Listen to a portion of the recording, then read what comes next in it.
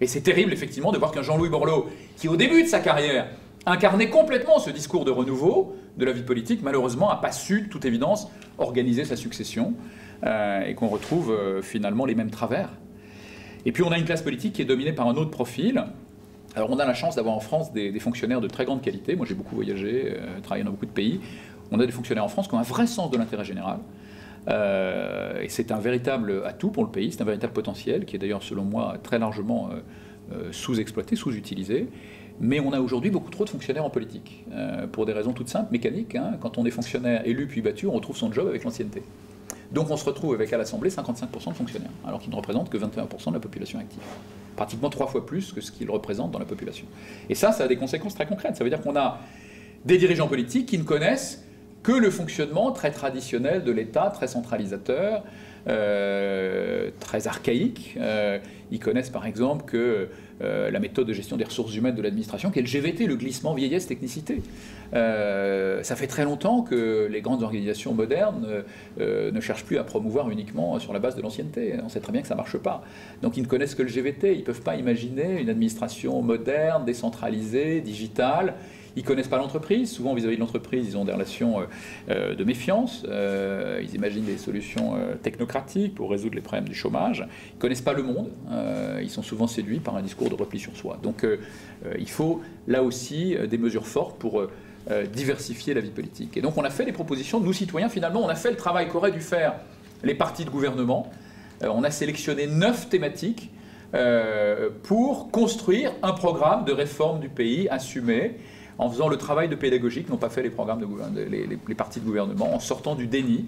Et la première thématique sur laquelle on s'est exprimé, c'est le fonctionnement de la vie politique précisément. On a proposé par exemple qu'on ne puisse pas faire plus de 2 mandats exécutifs successifs, pas plus de 3 mandats dans une vie, ce qui est déjà beaucoup, parce que 2 mandats de maire c'est 6 ans, c'est 12 ans, un mandat de député c'est 5 ans, c'est 17 ans, c'est déjà pas mal, mais c'est le maximum pour éviter une hyper-professionnalisation de la vie politique et les travers qu'on observe avec des partis politiques qui s'enferment dans le déni et qui refusent de faire le travail de réforme nécessaire. On a proposé aussi, pour diversifier la vie politique, que des fonctionnaires élus démissionnent, par exemple, ce qui se passe dans 26 pays d'Europe. Les Anglais vont même plus loin que ça, ils proposent qu'un fonctionnaire candidat démissionne. On ne va pas aussi loin. On a soumis ces propositions à la société civile, à nos adhérents. On a eu plus de 2000 réactions écrites à ces premières propositions. On a eu 8000 contributions, 8000 votes sur ces propositions.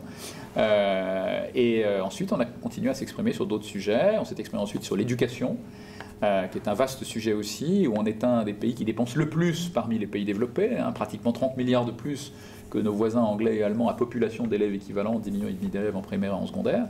30 milliards d'euros, c'est à peu près le budget de la défense. Alors on pourrait se dire qu'avec un tel budget, on a un système formidable qui fonctionne parfaitement. Ce n'est pas du tout le cas. On a un des systèmes les plus injustes socialement des pays développés, les plus injustes socialement, comme l'a montré PISA. On a un système éducatif qui produit chaque année 150 000 décrocheurs. 47% d'entre eux sont des chômeurs de longue durée. Une grande partie d'entre eux sont des grands délinquants. Tout ça avec un des budgets les plus élevés des pays développés. Donc un vaste chantier aussi sur lequel on a fait des propositions.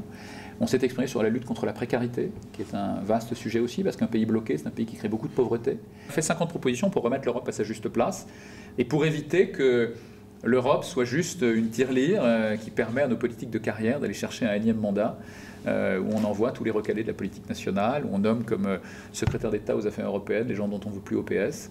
L'Europe, elle n'est pas prise au sérieux par nos dirigeants politiques français. Les Français ont longtemps été des co-constructeurs de l'Union européenne.